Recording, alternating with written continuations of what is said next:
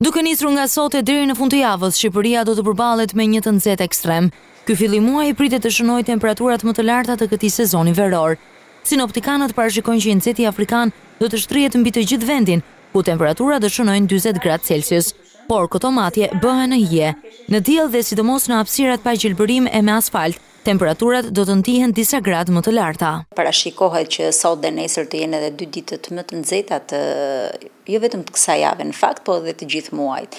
Temperaturat në shumë zona të ulësirës perëndimore pritet që ta kalojnë vlerën në 40 gradë, ku më problematike do të jenë Shkodra, Elbasani, Fieri, Berati, Gjirokastra, Kuçova, të gjithë pra këto zona pritet që shënojnë vlera ekstremisht larta.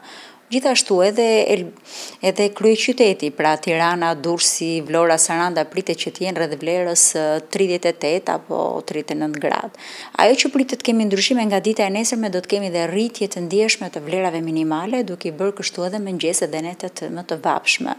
Përgjatë kësaj jave këshillohet që fëmijët dhe mosha e 3 të shmangin sa më shumë daljet në diell, sidomos në orën e pikut, kryesisht rreth orës 11 deri 16. Sipas sinoptikanëve, muaji gusht do jetë përgjithsisht me diell, por dhe vranësirat nuk përjashtohen. Për sa i përket situatës së rreshjeve, gjatë gjithë këtyre ditëve, pra në 10 ditën e parë, nuk përjashtohet mundësia që të kemi rrebeshje shi afat shkurtër, por nuk do të jenë në të gjithë territorin, do jenë kryesisht në zonat malore dhe kryesisht ato juglindore, ku do të kemi rrebeshje shi të cilat do të jenë shira të përkohshëm.